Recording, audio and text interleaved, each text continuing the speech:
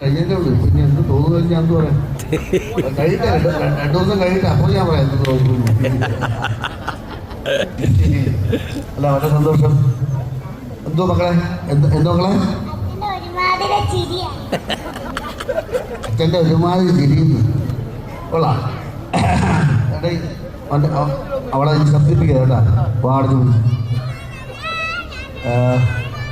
വളരെ സന്തോഷം.